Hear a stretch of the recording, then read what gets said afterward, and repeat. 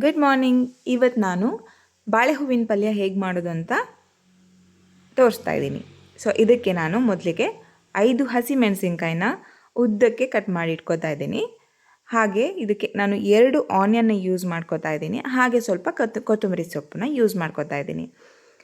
ಆನಿಯನನ್ನು ಇಲ್ಲಿ ನಾನು ಮೀಡಿಯಮ್ ಸೈಜಲ್ಲಿ ಕಟ್ ಮಾಡ್ಕೋತಾ ಇದ್ದೀನಿ.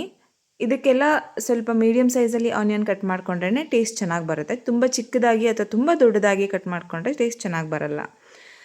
ಸೊ ಈ ಬಾಳೆ ಹೂವಿನ ಹೆಲ್ತ್ ಬೆನಿಫಿಟ್ಸ್ ಕೇಳಬೇಕು ಅಂದರೆ ಇದರಲ್ಲಿ ತುಂಬ ಹೆಲ್ತ್ ಬೆನಿಫಿಟ್ಸ್ ಇದೆ. ಇದರಲ್ಲಿ ಪೊಟ್ಯಾಷಿಯಮ್ ಇದೆ, ಐರನ್ ಇದೆ, ವಿಟಮಿನ್ಸ್ ಇದೆ. ಹಾಗೆ ಇದು ಸ್ಕಿನ್ ಕೇರ್ಗೂ ತುಂಬ ಒಳ್ಳೆಯದು. ಹಾಗೆ ಇದನ್ನು ಡಯಾಬಿಟಿಸ್ ಇರೋರು ತಿನ್ಬೋದು. ಸೊ ಇದರಲ್ಲಿ ತುಂಬ ಅಂದರೆ ತುಂಬ ಹೆಲ್ತ್ ಬೆನಿಫಿಟ್ಸ್ ಇದೆ. ಇವಾಗ ನಾನು ಒಂದು ಪ್ಯಾನಲ್ಲಿ ಹುರುಳಿಕಾಳನ್ನ ಹುರ್ಕೊತಾ ಇದ್ದೀನಿ. ಇದನ್ನು ಕೂಡ ನಾನು ಪಲ್ಯಕ್ಕೆ ಯೂಸ್ ಮಾಡ್ತಾ ಇದ್ದೀನಿ. ಇದರ ಫ್ಲೇವರ್ ತುಂಬ ಚೆನ್ನಾಗಿ ಬರುತ್ತೆ. ಸೊ ಇದನ್ನು ಡ್ರೈ ಫ್ರೈ ಮಾಡಿಕೊಂಡು ಒಂದು ಮಿಕ್ಸಿ ಜಾರ್ಗೆ ಹಾಕ್ಕೊಂಡು ಅದನ್ನು ಪೌಡರ್ ಮಾಡಿ ಎತ್ತಿಟ್ಕೊತಾ ಇದ್ದೀನಿ.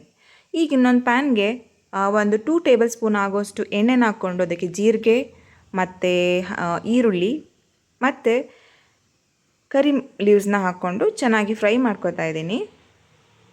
ಅದಕ್ಕೆ ನಾನಿವಾಗ ಹಸಿಮೆಣಸಿನ್ಕಾಯಿ ಕೂಡ ಆ್ಯಡ್ ಮಾಡಿಕೊಂಡು ಅದನ್ನು ಕೂಡ ಚೆನ್ನಾಗಿ ಫ್ರೈ ಮಾಡಿಕೊಂಡು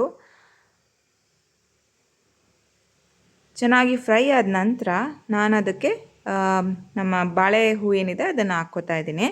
ಆ ಬಾಳೆ ಹೂನ ಕೆಲವೊಬ್ಬರು ಕಟ್ ಮಾಡಿ ಯೂಸ್ ಮಾಡ್ತಾರೆ, ಬಟ್ ನಾನು ಅದನ್ನು ಹಾಗೆ ಯೂಸ್ ಮಾಡ್ತಾ ಇದ್ದೀನಿ. ಯಾಕೆಂದರೆ ಅದು ಬೆಂದ ಮೇಲೆ ತುಂಬ ಸಾಫ್ಟಾಗಿ ಚೆನ್ನಾಗೇ ಬರುತ್ತೆ. ಸೊ ಅದಕ್ಕೆ ನಾನು ಉಪ್ಪು ಮತ್ತು ಅರಿಶಿನ ಪುಡಿ ಹಾಕಿ ಒಂದು ಪ್ಲೇಟ್ನ ಮುಚ್ಚಿಬಿಟ್ಟು ಬೇಯಕ್ಕಿಡ್ತಾ ಇದ್ದೀನಿ. ಸೊ ದಟ್ ಅದು ಚೆನ್ನಾಗಿ ಕುಕ್ ಆಗಲಿ ಅಂತ. ಇವಾಗ ಅದಾಗಿದೆ. ಇದಕ್ಕೆ ನಾನು ಸ್ವಲ್ಪ ನೀರು ಹಾಕ್ಕೊಂಡು ಮತ್ತೆ ಬೇಯಕ್ಕಿಡ್ತಾ ಇದ್ದೀನಿ. ಅದು ಯಾಕೆ ಅಂದರೆ ಚೆನ್ನಾಗಿ ಬಾಯ್ಲ್ ಆಗಬೇಕು, ಇಲ್ಲ ಅಂದರೆ ಅದು ಹಸಿ ಹಸಿ ಥರ ಸಿಗುತ್ತೆ. ಸೊ ಅದಕ್ಕೋಸ್ಕರ ಇದಕ್ಕೆ ನಾನು ಇವಾಗ ಏನು ಪೌಡರ್ ಮಾಡ್ಕೊಂಡಿದ್ದೆ ಹುರುಳಿಕಾಳನ್ನ ಅದನ್ನೇ ಹಾಕ್ಕೊಂಡು ಮಿಕ್ಸ್ ಮಾಡ್ಕೊಂಡಿದ್ದೀನಿ. ಮಿಕ್ಸ್ ಮಾಡಿ ಸ್ವಲ್ಪ ಹೊತ್ತು ಬೇಯಕ್ಕಿಡ್ತಾ ಇದ್ದೀನಿ. ಹೀಗೆ ಬರ್ತಾಯಿದೆ. ಸೊ ಇದಕ್ಕೆ ನಾನು ಕಾಯಿ ತುರಿನ ಆ್ಯಡ್ ಮಾಡಿಕೊಂಡು ಸ್ಟವ್ ಆಫ್ ಮಾಡಿ ಮಿಕ್ಸ್ ಮಾಡಿಕೊಂಡು ಅದಾದ ನಂತರ ಮತ್ತೆ ಕೊತ್ತಂಬರಿ ಸೊಪ್ಪನ್ನು ಕೂಡ ಆ್ಯಡ್ ಮಾಡಿಕೊಂಡು ಮಿಕ್ಸ್ ಮಾಡ್ಕೊತಾ ಇದ್ದೀನಿ. ಇವಾಗ ನಮ್ಮ ಬಾಳೆಕಾಯಿ ಪಲ್ಯ ರೆಡಿಯಾಗಿದೆ. ಸೊ ಇದು ಮಲ್ನಾಡ್ ಫೇವ್ರೆಟ್ ಫುಡ್. ಮಲ್ನಾಡ್ ಕಡೆ ತುಂಬ ಮಾಡ್ತಾರೆ ಇದನ್ನು. ಟ್ರೈ ಮಾಡಿ ನೋಡಿ.